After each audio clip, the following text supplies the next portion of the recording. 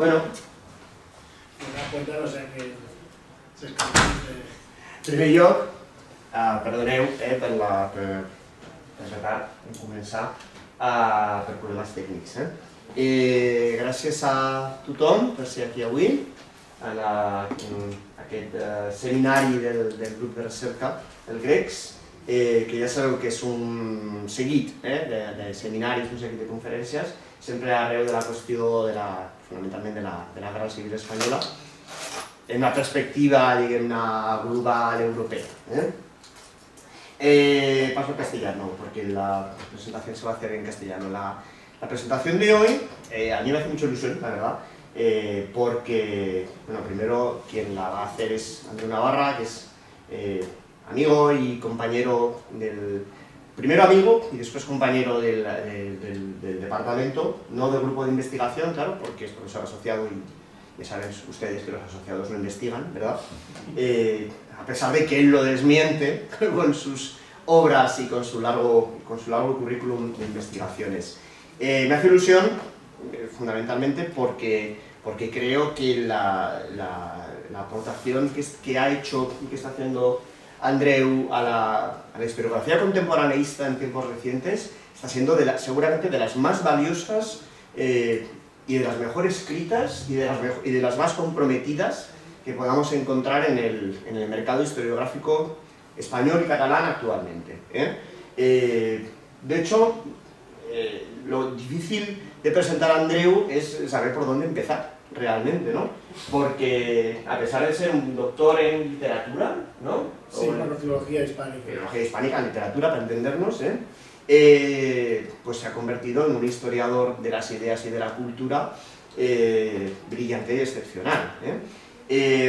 Insisto, no sabría muy bien por dónde empezar. Seguramente lo que cabría destacar de su currículo y de sus ya largas y prolíficas publicaciones es su interés fundamentalmente por la cuestión cultural, a través del análisis de algunas figuras muy relevantes del siglo XX español, pero no desde un análisis literario, ¿no?, de la obra o estilístico, sino un análisis cultural, contextual, político.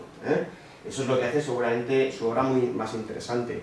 Tiene trabajos bien conocidos, lo sabéis, sobre Eugeni d'Ors, sobre Ortega y Cataluña, sobre Andreu Nin. Tiene unos trabajos excelentes sobre la historia del comunismo, sobre el anticlericalismo. También es novelista, también es ensayista, tiene algunos ensayos brillantísimos, El último razón y demolición, sobre el arte de escribir ensayos, que es verdaderamente una auténtica joya.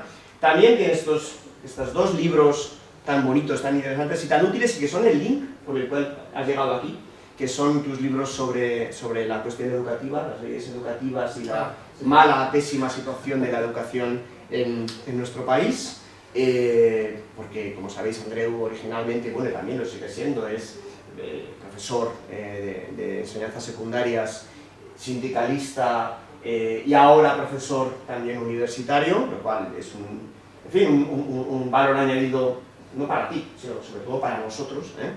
Y es a través precisamente de esta preocupación compartida por la cuestión educativa por la que volviste a entrar de alguna manera en el mapa mental, en el radar del departamento, de la UAP y particularmente de nuestro grupo de investigación, por lo cual para mí evidentemente es una gran fuente de alegría que estés aquí. Además toca la batería en un grupo de death metal, o de doom metal, ¿qué sería eso? Death Doom.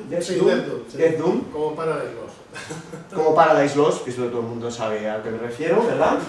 Yo sí que lo sé, no sé si los compañeros y compañeras lo saben, pero como Paradise Lost, yo creo que un poquito más guarretes que Paradise Lost, y a Paradise Lost se le entiende cuando cantan. Fíjate, tu cantante de alguna manera ha optado por la guturalidad ya, bueno, da igual. Hacemos maremoto sónico. Efectivamente. La presentación de hoy, después de hablar de muchas cuestiones, porque claro, una persona tan curiosa, en el sentido de tener curiosidad como Andreu, es difícil contenerlo en un seminario, ¿no? Y encontrar un tema que pudieses presentar y que estuviese vinculado también a la temática general del ciclo de seminarios, ¿no? Encontramos este de Sender fundamentalmente, a pesar de que era uno de los muchos posibles con los que estás trabajando ahora, pues fundamentalmente por la importancia del personaje, del escritor, de Ramón Sender, evidentemente, pero también por la importancia del tema, digamos, del approach, ¿no? Del punto de vista, del acercamiento que pudiese ofrecer Andreu, no solamente a la figura, sino también sobre todo al contexto político del personaje, ¿no? Sender, además, a mí me hace mucha ilusión que haya un seminario sobre Sender, fundamentalmente, pues, como buen zaragozano que soy, a los de Huesca los miramos siempre un poco por encima del hombro, no, un poco no, muy por encima del hombro, ya lo dice Francesc Serés en su último libro, que es evidente que Huesca nunca ha dejado de ser un barrio de la capital es Zaragoza en este caso, pero a pesar de ello, aquí estamos hablando de Sender, hablamos seguramente del único momento, del gran momento en el que Huesca fue realmente uno de los polos de generación intelectual más importantes de la Europa meridional, directamente. No sé si esto tenía que ver con el carácter montañés, porque Sender no era de montaña, evidentemente era más bien del Secarral, ¿verdad? Pero desde luego, algo tiene que haber en una provincia que en el arco de 20 años te da a un Ramón Afín, te da a un Félix Carrasquer o te da a un Ramón J. Sender, ¿no? O San Blancat. O San Blancat. Por ejemplo. Pero bueno, estos tres que he dicho pues son los que yo conozco más y los que más he leído, entonces me hace mucha ilusión recordarlo, ¿no? Hoy costaría seguramente encontrar un intelectual ostense de referencia, posiblemente el intelectual ostense de referencia ahora mismo sea Nicolás Esma, para que os hagáis una idea, evidentemente, por cierto, un gran enamorado de Sender, no por casualidad, ¿no? Y de Ramón Afín, precisamente. Bueno, no me enrollo más, os dejo en manos de Andreu. Os recuerdo también que después de terminar el seminario que le pedí a Andreu, que a unos 40 o 45 minutos, habrá un breve turno de preguntas y de palabra, ¿vale? I després l'entrafall a nostres ex-companys, antics companys, però sempre companys. Àlex i Joan ens faran una breu presentació també de l'arxiu que estan ara gestionant, es podria dir, dins de la Fundació Neus Català, un arxiu que, pel que he pogut veure dins de la plana web, té molta potencialitat de cara a la recerca en els temes que treballem des dels grecs. Per tant, també és un plaer i gràcies per haver vingut també avui, Àlex, Joan. Y nada, te dejo para tu seminario. Adelante. Muchas gracias, Javier. Yo lo primero que decir es que el valor es para mí de estar en esta casa, donde yo empecé a hacer de historiador full time con Ricardo García Carcel, que es un poco mi maestro, y volver aquí y estar con vosotros para mí es un placer y un privilegio, ¿no? Estoy muy contento, de hecho llevo bambas nuevas en honor a vosotros, estoy muy feliz de estar aquí, pero os tengo que decir que todo lo que voy a decir yo aquí es ridículo. Todo lo que va a pasar ahora es ridículo. En primer lugar, que hable yo de la guerra civil delante de Javier Rodrigo y David Alegre, a ver, es como cuando el otro día hablaba de la Inquisición de García Cárcel. Es decir, es una ridiculez, no hay quien se lo crea. Yo podré aportar, descender, pero ya os digo yo que de tanques T-26 soviéticos, la ofensiva de Seseña y de la guerra civil, sabéis vosotros el triple o bastante más, ¿no? Vale, ¿por qué he escogido estas imágenes? Pues porque la historia que voy a explicar tiene que ver con esta ofensiva de octubre del 36 en Seseña, que es la primera vez en la que aparecen los tanques soviéticos en el bando republicano, y luego con un libro que marca un antes y un después en la trayectoria absolutamente espectacular e inabarcable de Ramón J. Sender, que es el libro de viajes Madrid-Moscú, que es donde Sender expresa su entusiasmo por la Unión Soviética, que ya tiene el estalinismo bastante consolidado. Él llega allí en el año 33. ¿Por qué me llamaba la atención este libro tan entusiasta con Stalin? Porque yo estudié, lo explicaré al final, hice un libro, El espejo blanco, sobre viajeros catalanes y españoles que fueron a Rusia y a la URSS para buscar X cosas.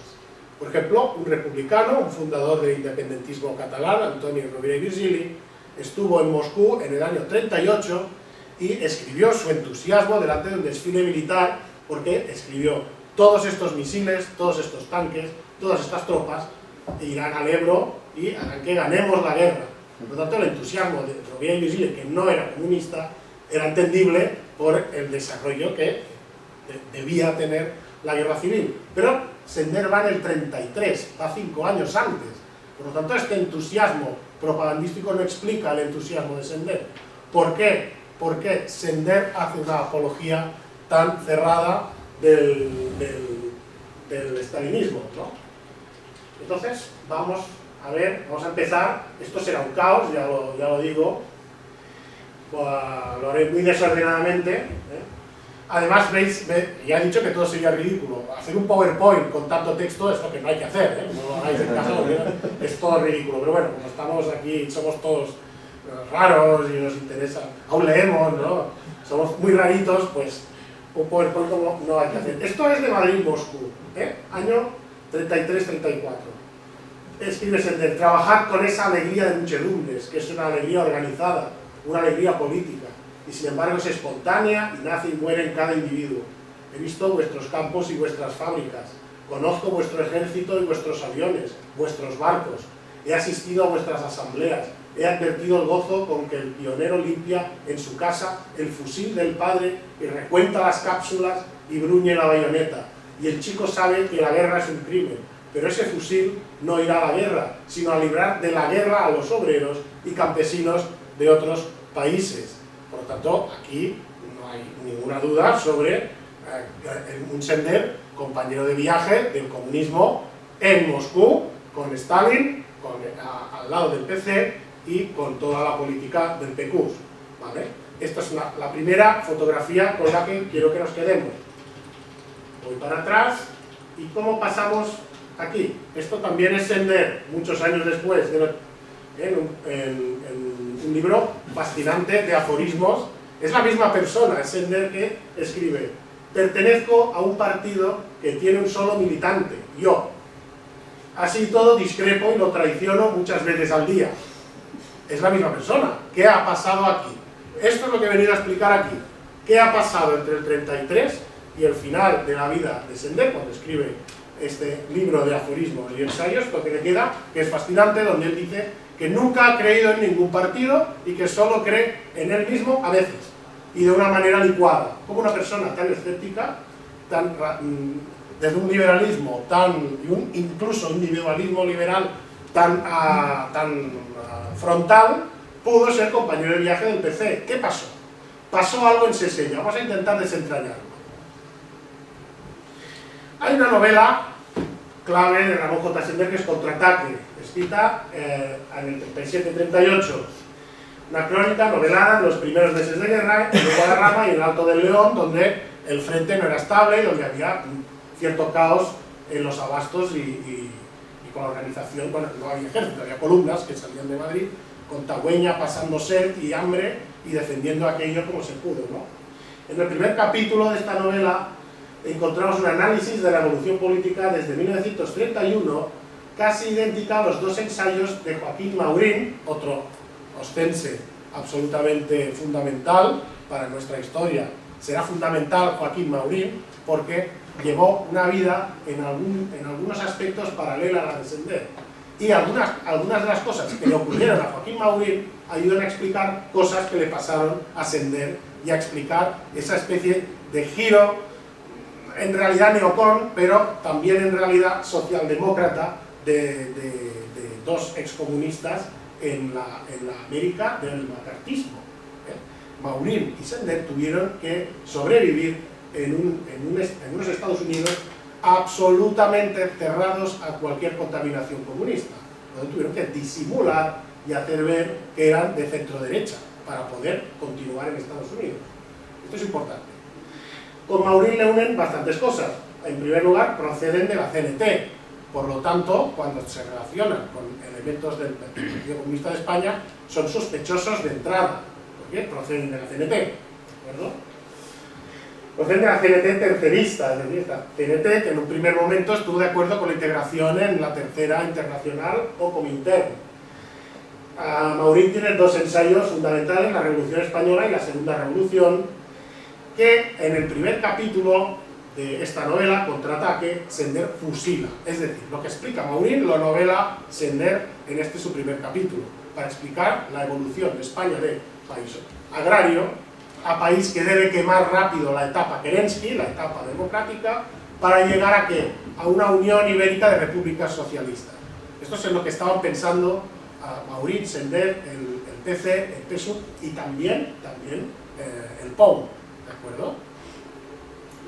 Hay una clave muy importante, aquí voy a ser un poco aburrido, ya os he dicho que esto será un caos y seré muy aburrido y leeré textos muy largos.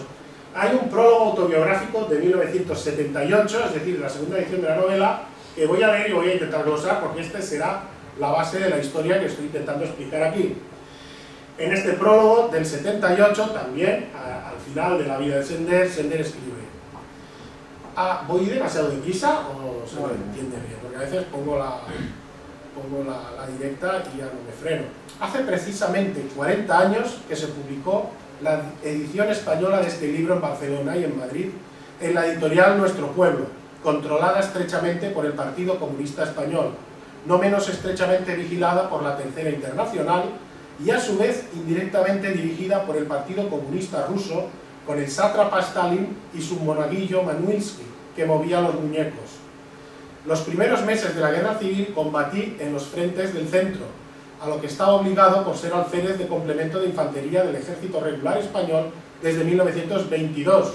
Sender era militar, por lo tanto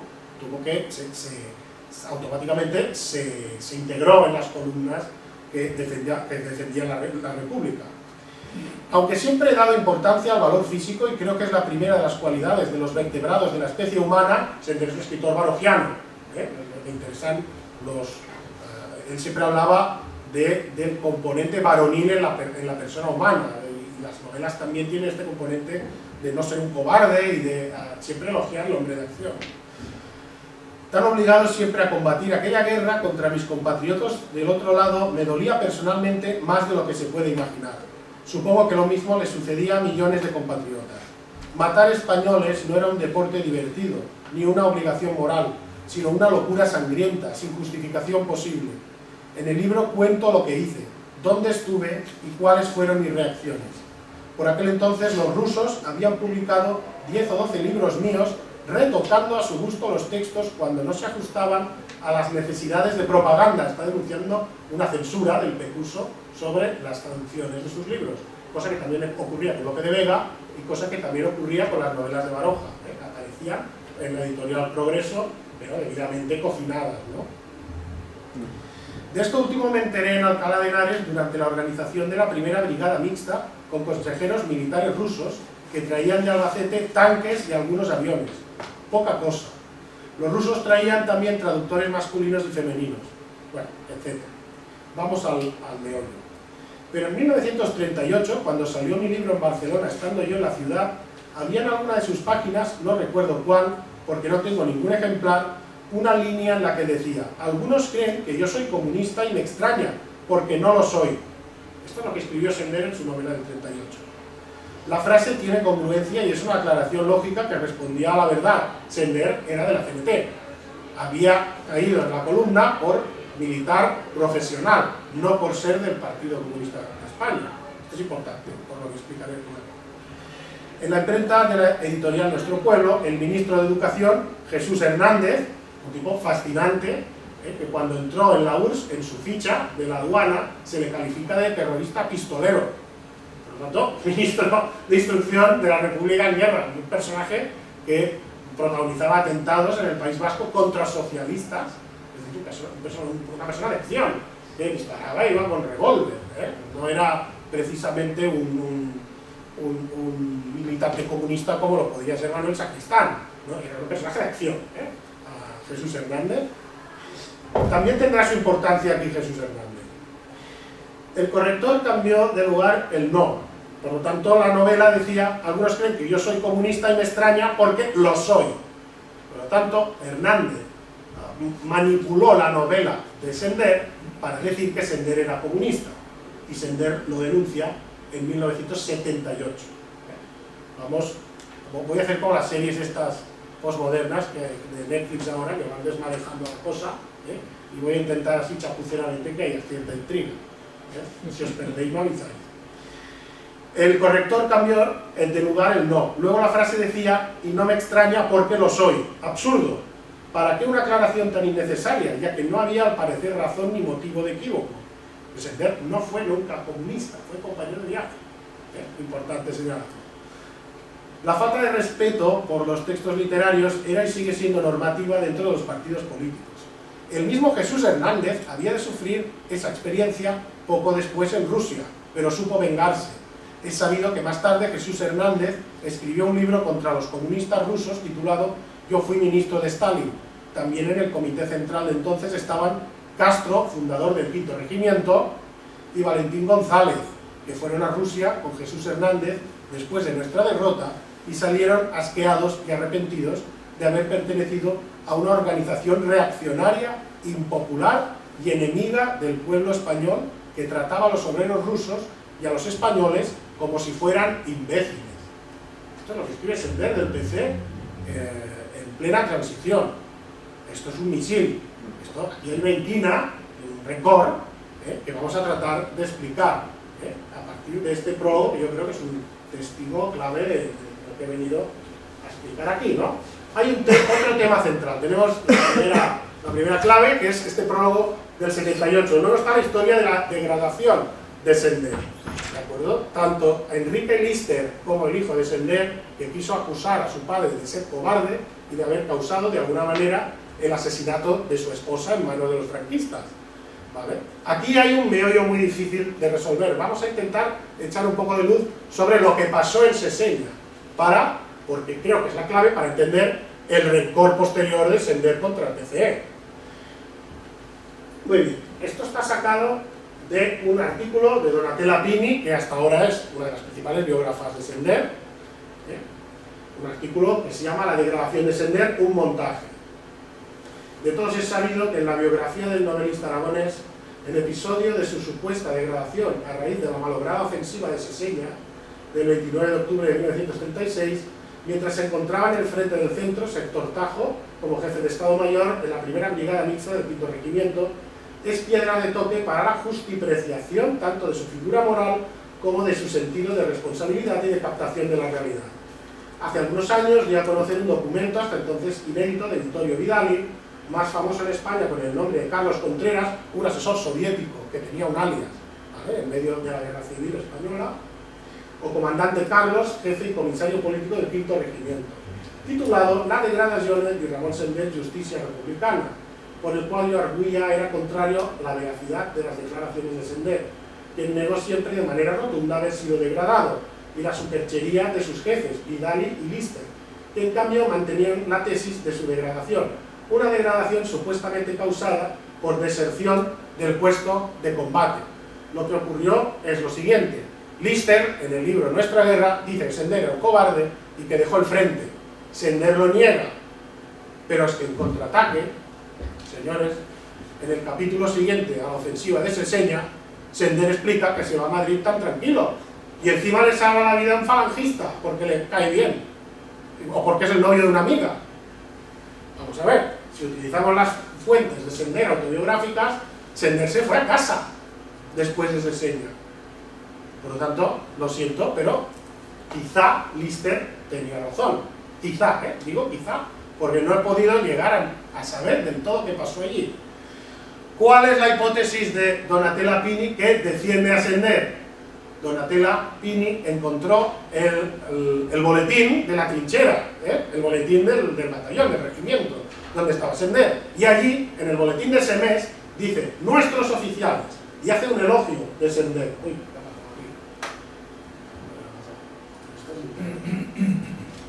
y dice, hombre, si ese mes en el boletín del V Regimiento se hace un elogio de Sender, es que no lo degradaron. Pero a mí no me parece una hipótesis suficiente. Porque imaginaos que estamos en una trinchera, sale un boletín del regimiento, del batallón, y dice, nuestro jefe de Estado Mayor es un traidor, es un desertor, y lo vamos a fusilar. Eso sería desmoralizar, ¿no? Es decir, yo no creo que eso fuera una información que saliera en los boletines. En los boletines salen controlados por comisarios políticos, todo era maravilloso. Pero aquí, que tenemos dos especialistas en el frente de Aragón, sabemos perfectamente que aquí era un coladero. Que la gente decía, ¡Dios! Y se pasaban de mando.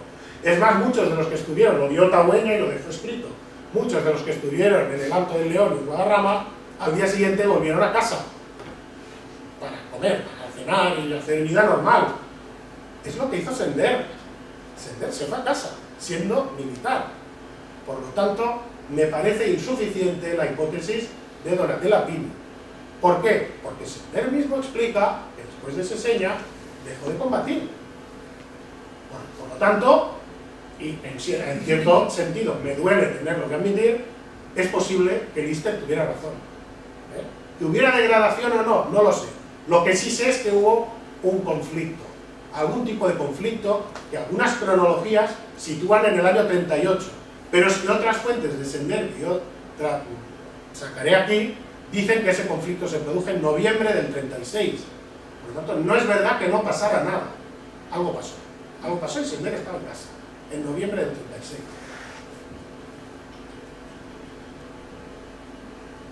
Bueno, esto es lo que opina Donatella Pini. Con todo, a falta de documentos objetivos e incontrovertibles, la duda no se disipó, al menos en mi fuero interno, hasta que hace pocos días, cuando encontré en la Hemeroteca Municipal de Madrid, supongo que se refiere al Conde Duque, la prueba que tanto precisaba. Se trata de un artículo titulado Sender, publicado en el boletín de la Primera Brigada Mixta, cuartel de Hortaleza, 31 de diciembre del 36, perteneciente así a nuestros jefes y héroes, en la que habían sido celebrados con anterioridad Lister y Vidal, entre otros.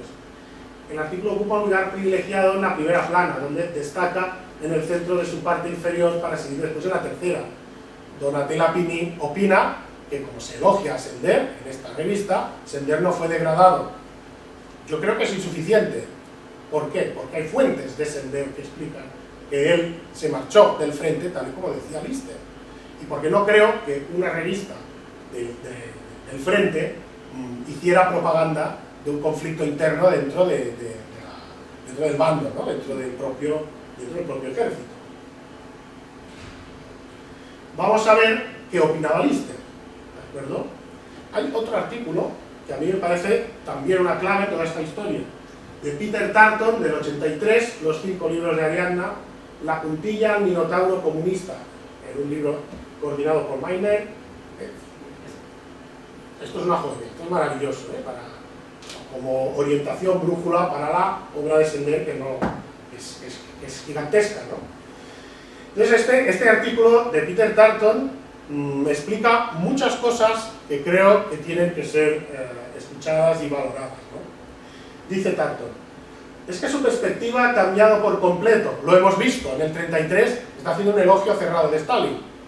Las opiniones y la interpretación de aquellos acontecimientos atribuidos por el autor a Javier de Baena reflejan las de Ramón Sender corriendo los años 50, época en que el libro fue redactado, y de ningún modo el punto de vista sostenido por el novelista durante el trienio 36-39. En esta medida, pues, ha aumentado la subjetividad de su visión. Estamos hablando de Los 5 libros de Ariadna, una saga sobre la guerra civil que Sender publicó en los años 50, los años del macartismo, donde Sender tenía que borrar su pasado comunista si quería seguir ejerciendo la docencia dentro de Estados Unidos. Algo que también le pasó a Maurín. Maurín recibió una notificación de inmigración en Estados Unidos que le decía: si usted no certifica que nunca ha tenido contacto con ideologías radicales, será deportado. Sender entró en Estados Unidos gracias a una carta de Eleanor Roosevelt, donde Eleanor Roosevelt lo avalaba y decía: este señor no es comunista, y además ha sido víctima del estalinismo y es un demócrata. Así es como logró entrar Sender desde México a Estados Unidos. ¿Y qué pasó en México? ¿Quién estaba en México? Adivina adivinanza: Jesús Hernández, Enrique Castro, Gorkin, Del Pou, todos los que se pasaron de bando, todos los que llama el grupo de decepcionados con el comunismo. ¿Es casualidad que Maurín, Sender, Gorkin, Valentín González el Campesino y todos los que estaban en el Congreso de la Paz financiado por la CIA estén diciendo lo mismo en los mismos años en Estados Unidos? No es casualidad. Yo creo que Sender conoció a estos escritores, ¿no? Lo dice, cita Jesús Hernández, cita su libro Yo fui ministro de Stalin, no lo conocía. Conocía esta literatura antistalinista, ¿no? Que tenía un foco en México, y era peligroso ser de este grupo, porque Gorkin recibía atentados cada 2 por 3, y bueno, empezaremos aquí a hablar de Ramón Mercader, ¿no? El asesino de Trotsky, el asesino de Nin, ¿de acuerdo? Es decir, tenemos a Sender en ese grupo. Sigue Tarton. Este artículo es muy bueno, de Tarton. Dice: las condiciones de vida en URSS misma tocan el fondo de la degradación. Y en su prólogo Sender había alegado que los llamados proletarios están en Rusia envilecidos por la miseria y el terror, a pesar de que en Madrid-Moscú pudo afirmar todo lo contrario, como se verá si volvemos al capítulo de nuestro estudio que ocupa de esta obra. Es decir, todo lo que había de bueno en Madrid-Moscú, en los 5 libros de Ariadna, en los años 50, dice absolutamente lo contrario, que la Rusia de Stalin era un infierno, 20 años después. Así es como Enrique Lister se convirtió en Berín, que es el malo de los libros de Ariadna en los años 50. Lister se convierte en un personaje terrorífico llamado Berín, que es veneno, en catalán, Berín, señor Berín. Es evidente que Sender, que rencor, vamos, es una cosa, una historia de simpatía y amor. Es evidente que Sender ha utilizado como material para los 5 libros de Ariadna en muchos lugares algunas experiencias personales suyas ya narradas en Contraataque, cuyos episodios militares son una obra maestra de la narrativa. Es decir, yo no entro en la calidad del texto literario de Sender. Contraataque es bastante superior a los libros de Ariadna en este sentido. Pero después de alterar por completo su interpretación de los acontecimientos de acuerdo con las finalidades de la obra más tardía. En esos momentos es cuando nace el Sender que dice que solo cree en sí mismo y solo de vez en cuando. Una interpretación más subjetiva. A veces los protagonistas de estos sucesos aparecen bajo nombres distintos o ligeramente modificados. Lister se convierte en Berín. Y al efectuarse la retirada final de las tropas, mientras que en Contraataque Sender alaba el valor personal del comandante en jefe, en los 5 libros de Ariadna, Berín se encuentra preso de la confusión más completa y sus soldados tienen que regresar a la retaguardia como pueden. Es decir, Sender dice que a Lister se le va la olla y que es él el que dirige la retirada, cuando Lister lo que está diciendo es al revés, que Sender es un cobarde y que se va a casa. Nosotros estamos aquí pugnando a ver cuál es la versión que acaba pasando a la historia. Notamos que en cada caso de lo que hemos citado, Sender se ha servido de incidentes tomados de Contraataque y los ha tergiversado a fin de presentar a los comunistas bajo la peor luz posible para hacerse amigo de la Secretaría de Estado de Estados Unidos, si es que es evidente. Por lo tanto, aquí sin un contexto político, todo esto no tiene ningún sentido. No podemos seguir la pista de lo que está diciendo Sender. No obstante, Ariadna, la primera versión del primero de los 5 libros de Ariadna, solo se publicó en 1955, más de una década después de Sender se hubo marchado de México. Es nuestra opinión que Sender fue impulsado por el clima político imperante en los años 50-54 en los Estados Unidos, cuando el senador McCarthy campeaba prácticamente sin oposición por el país dedicado a sus cazas de brujas anticomunistas. Luego, una hipótesis de trabajo. Sender leyó, conoció en México a Jesús Hernández, Castro, Valentín González y Julián Gorkin. Yo creo que sí, que es evidente. De hecho, en este prólogo cita, al menos conocía el libro de Jesús Hernández. Seguramente Sender se sentiría, sigue Tarton, este es el artículo de Tarton. Seguramente Sender se sentiría en peligro de ser expulsado de su país de adopción y por ello decidió consolidar su posición redactando, como lo hicieron tantos intelectuales, una profesión de fe anticomunista, la cual en vista de su pasado de colaboración con el partido tenía que formularse en los términos más virulentos de lo que Sender fuera capaz. Importante, a Joaquín Maurín, que estuvo a punto de ser expulsado de Estados Unidos, le ocurrió lo mismo. Por lo tanto, tenemos yo creo que es una hipótesis plausible. ¿Qué dijo Lister en Nuestra Guerra? No he traído el libro porque está destruido. Si lo hubiera traído en el maletín, lo hubiera llegado hecho fosfatina. Es que lo he manoseado tanto ya, que la portada se ha caído, el celo, la goma de pollo, ya no se aguanta el libro. pero da igual porque en una nota, en el artículo de Tarton, lo que hace es, aquí, transcribe lo que dice Lister, y este libro aún se aguanta, no es tan antiguo. Dice Lister, en la página 75 de su libro, como jefe de Estado Mayor fue designado el escritor Ramón J. Sender, y luego hablando del 1 de noviembre al 31 de octubre del 36, ese día me quedé sin jefe de Estado Mayor, pues a media tarde se había replegado a Madrid.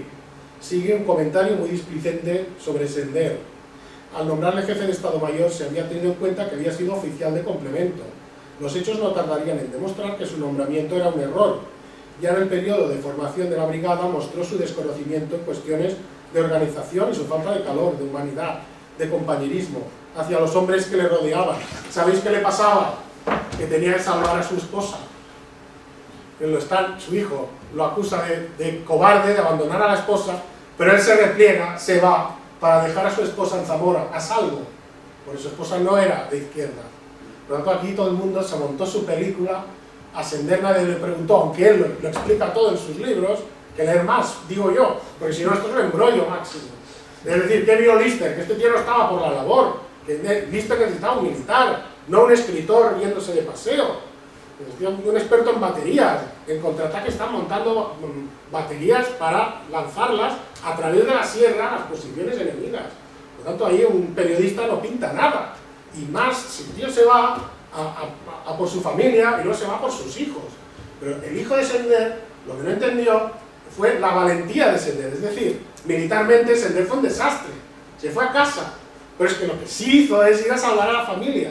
Y no paró hasta que no dejó a sus hijos en Francia con la Cruz Roja. Esto es lo que ocurrió.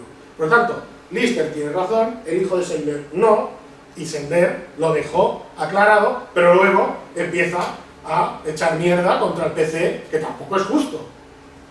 ¿Se entiende un poco la historia? De esto podría hacerse una serie, ¿no? Bueno, una pregunta pendiente, entonces, si Lister y Tarton tienen razón, ¿por qué en la revista del Quinto Regimiento se continuaba a banda Sender? Esto ya lo he explicado, ¿no? Creo que en un boletín militar lo menos que saldría es pues, deserciones y este tipo de cosas. Vale, vamos atrás, vamos a Madrid-Moscú. Es curioso porque este trozo lo he puesto aquí porque Sender era muy inteligente. Hemos visto un trozo de Madrid-Moscú donde Sender hace una defensa acérrima de Stalin, pero vio cosas. ¿Qué cosas? Un amigo ruso le dice a Sender, pensaba ir a la estación, pero es mejor para usted que no vaya. Como tengo puestos de responsabilidad, si voy a la estación a despedirle, al tren, si voy a la estación damos a la despedida un carácter político. Eso es peligroso para usted. Aunque nuestra GPU es todo lo perfecta que puede ser una organización, se han dado casos de espionaje en las estaciones. Ese espionaje tiene sus redes fuera de la frontera y trata de dificultar luego el desenvolvimiento del que se va. ¿Qué está diciendo? Que si hay una reunión de dos personas en una estación de ferrocarril, el GPU, es decir, el KGB, puede que te acuse de espionaje y acabes con un tiro en la nuca, en la Lubyanka. Esto lo vio Sender y lo puso también en Madrid-Moscú. Esto lo vio, era evidente. Cruzaban por Moscú coches negros con personas, a veces disidentes, a veces no. Stalin y Molotov cogían un expediente y se calcula que mandaban fusilar a 2000 personas al día, lo cual es un enigma histórico porque es imposible, pero está escrito. Esto lo descubrió Sheila Fitzpatrick, pero Sender se daba cuenta de cosas. Por lo tanto, Madrid-Moscú tiene contradicciones. Hay una defensa total. No he hablado. ¿Por qué? Entonces, ¿por qué en el 33 Sender defiende tanto a Stalin, siendo él de la CNT? El factor Casas Viejas, el libro anterior de Sender, Casas Viejas. ¿Qué observa Sender? Que Azaña envía, Azaña o el de abajo, el ministro de Gobernación, que no recuerdo ahora quién debía ser, bueno, hubo la masacre de Casas Viejas, donde fueron asesinados a puñados anarcosindicalistas en un incendio, los guardias de asalto, que se descubrió luego que eran africanistas veteranos, como envías africanistas, a reprimir un motín de una veintena de anarcosindicalistas en un villorrio andaluz, eso fue una animalada. Les quemaron el techo de la cabaña y murieron allí hasta niños. O sea, eso es lo que hace que Sender se enfade con la Segunda República. Y vaya a Moscú a decir, no, ni Kerenskis, ni hazañas, ni hostias. O sea, aquí lo que hay que hacer es una revolución ya sangrienta, de acero y hasta las últimas. El Sender enfadado de Moscú se explica por Casas Viejas, no por la guerra civil. ¿Eh? Esto lo hemos leído. Bueno, esto es más. Yo lo que veo en Stalin, así de cerca, nadie miraba a Stalin de cerca. Esto es una exageración. Veías a Stalin en la pirámide esa, en la Plaza Roja. Nadie se acercaba a Stalin. Bueno, Satanás. Satanás. Sí, Satanás, el Papa Negro. Según Carlos Blanco, Satanás. Es lo mismo que veo en la calle y en la fábrica. Obreros que no se sabe nunca si son obreros o soldados. Gestos rudos y firmes. Aquí está muy bolchevizado Sender, en 1933-1934. Bien, hay más. ¿Cómo vamos de tiempo? ¿Sí? Vale. ¿Qué pasa en el 69? Hemos hablado del 78, hemos hablado de los años 30. ¿Qué pasa hemos hablado de los años 50. ¿Qué pasa en los 60? A mí me gustaría hablar y romper una lanza por Nocturno de los 14. Nocturno de los 14 es un texto, yo creo que de lo que he leído a Sender es lo mejor. Es un texto absolutamente fascinante. ¿De qué va? Es Sender enrollado con una chica samoana en una casa donde hace un Ricardo III invertido, donde le van visitando fantasmas de suicidas. Y la estructura de la novela es capítulo 0, un prologuito de 5 folios, capítulo 2, 400 folios. Un capítulo que es un torrente que no tiene fin, donde desfilan suicidas. Suicidas como Ernest Hemingway, al cual también rendirá cuentas, suicidas como un tal Rip, Ramón I.P., que fue a Seseña y murió allí, enviado por Sender. Claro, él recuerda cosas y las pone en una novela. Pero este texto es especialmente bueno. Si os gusta la buena literatura, pasad de todo y comprad este libro, lo acaban de reeditar, y es una pasada, Nocturno de los 14. Es decir, 14 fantasmas que invaden la casa del amante samoana de un Sender más o menos contrahecho literariamente. Una especie de Ricardo III con recuerdos de la guerra civil. Y ahí vemos cosas como conocía a Ramón I.P., o sea, Rip, Rest in Pain, en Madrid el 11 de noviembre de 1936, después de Seseña. Se dirá que tengo buena memoria, y es verdad, aunque solo para las fechas marcadas con sangre. Es como Sender, qué terribilidad, Esto, no sé. Es decir, humanamente dices, ay, pero literariamente, mola. Estaba en aquel, leamos esto con atención. Estaba en aquel día de noviembre del 36, noviembre del 36, y en el edificio del 5º Regimiento, Lista esquina Serrano. Había ido por algún motivo infausto. El ataque sobre la ciudad arreciaba. El de los burócratas de Moscú sobre mí también. Noviembre del 36, no el 38. Él ya está acusando a Lister. ¿Quién es aquí este ataque? El burócrata de Moscú solo puede ser Lister o Carlos Contreras Vidal, no hay otra. Pero ojo, noviembre del 36. Por lo tanto, las cronologías que dicen que Sender rompió con el PCE en el 38 hay que ponerlas en el congelador. Yo tenía la pistola en el cinto, una cápsula en la recámara y 7 más en el cargador. Y llevaba largo rato paseando por un cuarto vacío y esperando una llamada telefónica cuando apareció Ramón I.P. Era grande, atlético y se veía pálido y un poco dubitativo. Si se hubiera dejado barba, se hubiera parecido mucho al fraile Hortensio Félix Paravicino del Retrato del Greco, este señor de aquí. ¿Por qué es importante este fragmento? Porque también trabaja en contra de la hipótesis de Donatella Pini. Porque Sender dice recordar que en noviembre del 36 ya había habido un conflicto. Si eso es una degradación, no lo sé, pero ahí hubo algo con Lister. Ya en noviembre del 36, o sea, octubre del 36, la ofensiva se enseña. Ahí pasó algo. Pero es que además lo dice, que está en la sede del 5º Regimiento, no está en el frente. Por aquellos que se quedaron allí a seguir luchando.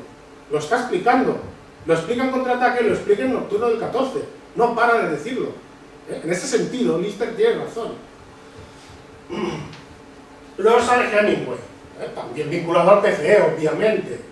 Para Hemingway, todo lo que no se puede comprobar en las costumbres de las agencias de turismo o contar en las revistas ilustradas carece de verosimilitud de interés. Está diciendo que va a buscar españoladas. Bueno, pero es que Hemingway sabía cosas chungas. ¿Te acuerdas del documental de esos 2 pasos? ¿Qué pasó con José Robles? José Robles era el intérprete de los asesores soviéticos. Por lo tanto, había estado en interrogatorios. Por lo tanto, vio cosas. José Robles murió porque sabía demasiado. Bueno, murió. Lo despellejaron, a saber qué le hicieron a José Robles. Desapareció y estaba en Berlín, como Andreu Nin, ¿no? Lo mismo. Lo cuenta Pisón, ¿no? Cuenta Pisón y lo cuenta... ¿Qué novelas, la de Pisón? Que habla de... No la he leído. No el título, pero sé cuál dice. Sí. Pero ¿Es esto... enterrar a los muertos? Que es enterrar a los muertos. Sí, sí. Esto lo explicas en 2 pasos. 2 pasos va a buscar a su amigo José Robles y Hemingway lo dice, está bien asesinado, bien hecho, por el comunismo. Claro, en 2 pasos dice, este hombre está loco, este hombre ha perdido la razón, está fanatizado, ¿no? Pues mira cómo Sender sigue disparando contra Hemingway. Si Hemingway veía en alguien una aureola de prestigio, no lo olvidaba ya nunca, pero debía ser un prestigio basado en la repetición mecánica del hombre, es decir, en la publicidad Coca-Cola. Por eso creía en Dios mi amigo Hemingway, porque esa palabra, su nombre, era de las más repetidas después de la palabra Coca-Cola y Ford y tal vez alguna otra, por ejemplo, Stalin. ¿No es horrible eso? Vaya pullas, vaya pullas. Recordando la suelta, parece Quevedo. De hecho, es Quevedo. Es lector de Siglo de Oro. Ensayo del otro mundo, 1970, ya vamos acabando. Habla de un escritor, hay un ensayo fantástico sobre un escritor que se llamaba Frank Harris, que era una especie de pirata literario, un tío muy raro. Harris posaba en pirata de alta mar, como Hemingway posaba en pistolero de tierra adentro. Los dos igualmente falsos. Mucho más falso Hemingway, porque en suma Frank Harris hizo grandes desafueros que le valieron la persecución legal, y Hemingway no cayó nunca en eso. Igual que Hemingway sufría, sin embargo, Harris, de formas de egolatría que los demás consideraban pistorescas y absurdas. Por ejemplo, cada vez que escribía sobre una figura pública del pasado o del presente, parecía escribir sobre sí mismo. No le cae muy bien Hemingway. Sender, ya vamos terminando. Esto es para ver cómo se conservó el odio hacia todo el que se había confesado stalinista de Sender, aunque Sender lo había hecho en el 33, 34. ¿De acuerdo? Bien, muy importante, Paco Caudet, que nos dejó hace poco, que estuvo en mi tribunal de tesis, pero para José María Salaverría, un personaje muy diferente de Sender y Lister, un señor fascista, de hecho, una clave entre el regeneracionismo autoritario y la falange. Eso fue mi estudio. El primero que hizo una tesis sobre eso fue Paco Caudet, antes de dedicarse a Galdós, y de hacer la correspondencia Sender-Maurín, que claro, es una mina, ¿de acuerdo? Correspondencia Sender-Maurín, porque Maurín era agente literario de Sender, lo fue durante unos 20 años, en Estados Unidos. Tiene una relación muy estrecha durante la posguerra. Lister, José Carlos Mayner, como no, años 30, Sender en la Unión Soviética, en la rendición de Madrid-Moscú, el camarada Sender en Moscú, luego un tal Andreu Tabarra, el espejo blanco, viajero español por la URSS, también lo he dicho, donde no hablo de Sender, pero sí de Rovira y Virgili, Andreu Nin, y muchísimos más, unos 50, pero aún van saliendo, aún voy recogiendo diarios raros de médicos, de militares, había mucho friki que se fue a Moscú y tal. Ahora está Gregorio Luri, que consiguió incluso entrar, o sea, se citó con agentes del KGB. Y le digo, pero Gregorio, por Dios, que te queremos mucho, que te van a fusilar, no hagas eso, hombre. Vale, por supuesto, de Ramón J. Sender, AEAR, es un artículo que yo reproduje en este catálogo de esta exposición que se hizo hace poco en Zaragoza y Madrid, espectacular, sobre Ramón J. Sender, donde yo empiezo a hablar de este tema, de Sender y el comunismo.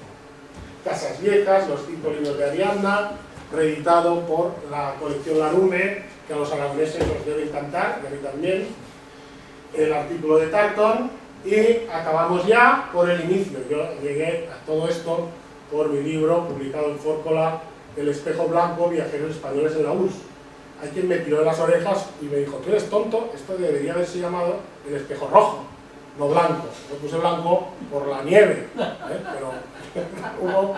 Y además hablo de liberales también, porque hubo, por ejemplo, Juan Van Halen, que con un nombre de origen flamenco y nombre de Guitar Hero del metal, resulta que era español y que fue el primer español en llegar a Crimea, al mando de un regimiento del zar, luchando contra cosacos y chechenos y no sé qué, o sea, comprando. El espejo blanco, viajeros españoles en la URSS, y muchas gracias. Yo me acuerdo aún, Alex, el día que viniste y me dijiste, me jubilo, y dije, no lo creo. Y es imposible, lo has ensartado porque yo sé que continuar publicando després de jubilar y todo. Sí. Pero bueno, molt bé. Pues a veure, aquí som dos companys que, a més d'historiadors, tots dos hem sigut professors en aquesta casa. I ara venim en representació de l'arxiu Josep Serradell. En primer temps, jo voldria agrair a GEC en particular, però en particular a Javier Rodrigo, a Francisco Morente i a Josep Rousset la gentilesa d'haver-nos acollit per fer aquesta presentació i iniciar, com diguem, en Casablanca, que comença una llarga amistat i col·laboració. Per tant, a veure, en primer terme, l'arxiu funciona en el si de la Fundació Neus Català. Aquí teniu l'adreça. La Fundació acull un conjunt d'activitats i organitzacions, entre altres coses, recentment s'ha posat en marxa un projecte de pedagogia antifeixista, que justament s'han fet unes jornades el cap de setmana últim, no l'anterior, si no recordo malament. I tant Joan com jo formem part del Consell Assessor de la Fundació. Entrem a parlar de l'arxiu. Joan us explicarà millor que jo el funcionament de l'arxiu perquè ell és coordinador de l'arxiu, per tant controla tot. Jo me limito en l'arxiu a ser el bibliotecari virtual, o sigui, soc el responsable de la biblioteca virtual, que és una de les parts de l'arxiu, l'arxiu constituït. Sí, el que és llibreria és el que tenim. Ahí està. Aquí tenim el... Perquè està carregant. Està carregant. Vale. Tu no te'n recordes, però la xarxa d'internet d'aquesta universitat continua igual més o menys quan tu vas treure la plaça. Bueno, perfecte.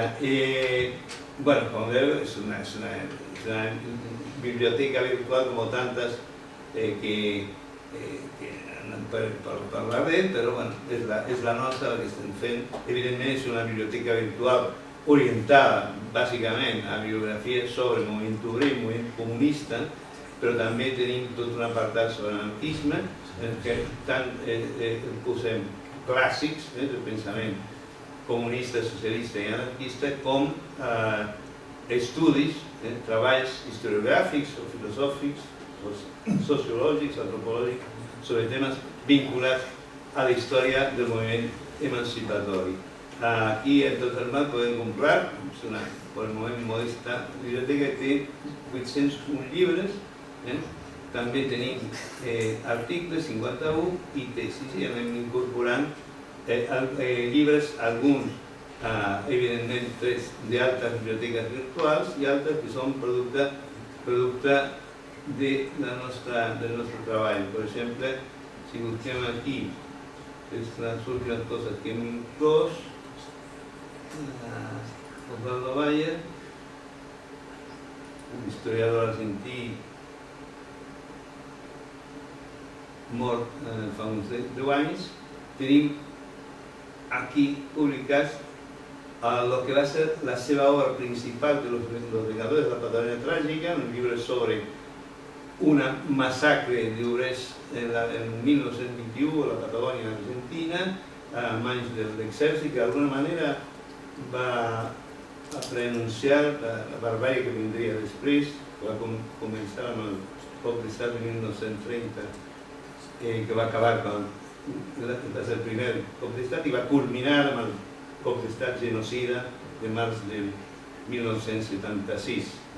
Y bueno, dic que es una primicia porque no existeix en la red, lo he comprobado, en internet una publicación virtual d'aquest llibre. Falta el quart volum. El quart volum va ser publicat en Alemanya, no en alemany, en castellà, però en Alemanya, evidentment com part de l'exili de Valle, va ser obligat a exiliar-se durant l'última dictadura genocida, i aquest no l'hem pogut aconseguir. Però bueno, és un exemple del tipus de publicacions que estem fent. Per a no cansar-vos amb això, ja podeu explorar com vulgueu.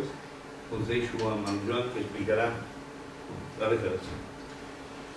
Bé, moltes gràcies al departament i al grup de recerca per incorporar dintre de la vostra agenda la presentació de lo que és per el que és un arxiu. Per tant, una font, una base de fonts per les vostres recerques, pels que fan recerca sobre el comunisme català, bàsicament de la postguerra, i sobretot a partir de 1982 del trencament. Sabeu que el trencament del 82, des de la meva concepció de la historiografia present, que és molt bona, però és un tabú. Entre altres coses perquè no hi ha, perquè les fonts sí que estaven a disposició, però en fi, no s'han buscat. Llavors, el punt de partida d'aquest arxiu és el punt de partida de l'arxiu és l'arxiu del Partit dels Comunistes de Catalunya. Aquest és el punt de partida. S'ha anat ampliant, però aquest és el... Aquest arxiu estava a la Fundació Pere Ardiaca. L'any 2014 va haver uns canvis polítics en aquesta part del comunisme català que van acabar amb una nova forma de partit, que es diu Comunistes de Catalunya, que ha heretat el fons. I la fundació va canviar de nom, agafant una orientació gaire més general a nivell antifeixista, que és la Fundació Neus Català. Per cert, avui podria haver vingut, podria haver estat aquí amb nosaltres el president de la Fundació, però estava de retorn de Ravensbrück, que va haver una commemoració aquests dies passats, i estava de retorn i no ha pogut estar entre nosaltres. En què consisteix el nostre arxiu?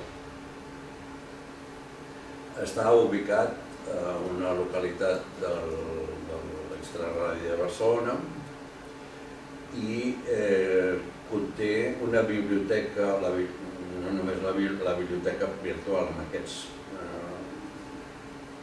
diguem-ne, amb el que ens ha explicat l'Alejandro, sinó també una biblioteca de 90 metres lineals de bibliografia, bàsicament sobre el comunisme català, comunisme espanyol, comunisme internacional. En fi, són producte de les donacions de fons de vells militants i d'adquisicions que anem fent, perquè si algun historiador o alguna investigació, quan vol buscar llibres que són difícilment trobables, probablement els trobarà. Tenim un fons fotogràfic bàsicament del moviment obrer dels anys 80-90 del segle passat, amb 12.000 fotografies de moment catalogades, personatges, mobilitzacions, vagues, congressos dels sindicats, congressos de partit, etc., personatges de l'època, d'aquest món, no? I fins a aquest moment, ja dic, són 12.000 fotografies, però es continua catalogant i classificant les fonts de l'antic diari del Partit dels Comunistes de Catalunya, que es deia Avant, que era un setmanari que va sortir fins al 2000, prop del 2014, entre el 82 i el 2014, i per tant el fons fotogràfic és un fons important pel moviment obrer de l'època. Tenim una nodrida col·lecció de cartells, ara recentment hem posat en circulació, però no aconseguíem obrir el Flickr per temes de la universitat, amb cartells de les lluites anti-OTAN i dels moviments per la pau dels anys 80, amb 200 cartells que estan ja i anem catalogant i digitalitzant aquests cartells. Hi ha una abundant col·lecció de cartells en paper, física, i en quant als fons, hi ha fons personals de gent, de preses polítiques i de quadres comunistes d'aquella època, com la Soledad Real, la Dani González, Salvador Martorell, i sobretot el que seria una font inestimable pels que vulguin parlar d'aquesta època documentadament, el fons de l'arxiu del Josep Serradell, que va ser el responsable d'organització del SUC durant tota la clandestinitat, des de finals dels 40 fins a la legalitat del partit, i que és un fons d'una extraordinària riquesa en el que hi ha tota la vida del SUC, que en general no ha estat consultada pels historiadors que han treballat aquest període. És un fons, diguem-ne, que estem catalogant perquè ocupa un espai molt important. En quant als fons, hi ha un canal de YouTube on estem digitalitzant les produccions diguem-ne de vídeo de l'època, que s'han de passar de formats antics als moderns. I estem fent això i estem penjant-lo. Aquí hi ha algunes d'aquestes coses que, en fi, aquí ara surten coses que no perquè per això no estan en el nostre fons. Estem catalogant, hi ha com uns 60 vídeos en diferents formats que a poc anem catalogant. I en quant als fons, pròpiament de partit, hi ha els fons de l'antiga Fundació Pere Ardiaca, que ocupen també una dimensió bastant gran del nostre fons. Hi ha tots els fons organitzatius del PCC des de l'any 82 fins a la seva fusió del 2014, corresponents a congressos, comissions d'organització, de finances, festes i el conjunt de les organitzacions en el territori. Penseu que el PCC tenia als anys 80 organització pràcticament a tota l'àrea metropolitana, sovint amb locals a les localitats grans, amb 5-6 locals a Sabadell o a Cornellà o coses d'aquestes. Hi havia una estructura molt difosa en el territori. Llavors això, en fi, està plegat allà i encara anem rebent coses, perquè quan per desgràcia mor algun militant, si arribem a temps, la família ens cedeix els fons. Si no arribem a temps, aquesta documentació va parar al contenidor. En fi, la nostra feina és intentar salvar això perquè els historiadors puguin treballar-hi i també perquè els familiars que fan recerques sobre els seus avantpassats puguin trobar documentació adequada. En fi, aquest és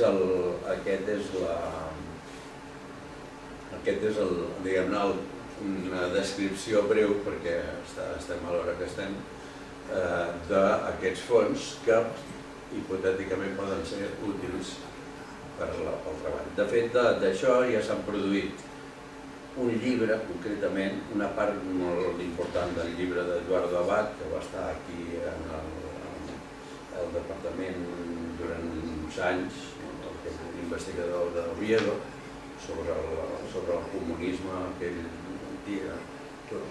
tilla com ortodox, que va ser la part referent a Catalunya i una gran part referent a Espanya, perquè el rest, el partit que es va constituir, el Partit Comunista dels Pobles d'Espanya, va tenir la seva font a Catalunya bàsica, doncs va ser construït aquí. Hi ha una segona publicació, que és la Samarreta Vermella, que és un intent d'explicar els orígens de per què va passar allò.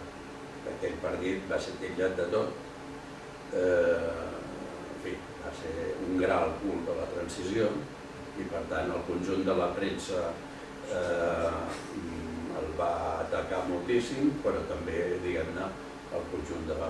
I això, la historiografia, des del meu punt de vista, amb tots els respectes, és una historiografia molt bona, no ha comptat amb aquestes fonts fins ara per donar una transició. En fi, i acabo. Això s'està fent per part d'un grup militant. És un treball militant, la classificació i la catalogació van més lent del que seria necessari, però mentre alguns de nosaltres estiguem vius, quan vingui un recercador li podem trobar el que busca. Perquè els catàlegs de fotografia estan fets, els d'una extensa hemeroteca de la premsa obrera i comunista de l'època, inclús a nivell internacional, que ocupa una dimensió bastant gran, també està fet aquest catàleg, però comprendreu que la resta de documentació anem a una velocitat adequada a la nostra edat. Però, ja dic, sí, deixarem això perquè els historiadors i els familiars o els estudiosos del tema puguin tenir-ho present en els seus treballs. Aquesta és la idea de l'arxiu. Moltes gràcies. Clar, és que nosaltres la idea que tenim és que a partir d'aquest treball, si la nostra amadíssima Generalitat de Catalunya en algun moment decideix treure una altra vegada la convocatòria per grups de recerca, perquè ja sabem com funciona esto, de fet, aquest grup de recerca es va fer en el 2022, va començar la seva vida activa en el 2023, però estava constituït suposadament des del 21, perquè van fer una convocatòria retroactiva, una cosa increïble. Bueno, si tenim, evidentment, la renovació del grup de recerca, sobretot sentir gent com a Josep Puigset o David Raguero, que treballa amb ell també sobre el moviment comunista, doncs la idea també és crear un espai comú, un conveni de col·laboració en el que, per suposat, esperem poder col·laborar amb vosaltres com a fundació, com a arxiu, però també personalment, com a amics per molts anys. Com a amics ja ho estem fent ara, podrem inaugurar ara. Molt bé. Fantàstic, el del conveni també ens sembla a nosaltres molt positiu, és una forma de relació recíproca molt interessant i molt estimulant, per a nosaltres com per a nosaltres. Nosaltres tenim el marc d'aquesta santa casa, però principalment el marc de vosaltres, és el més important. I vosaltres també teniu el marc d'un element extern però vinculat al treball de recerca. Penseu, a més a més, que nosaltres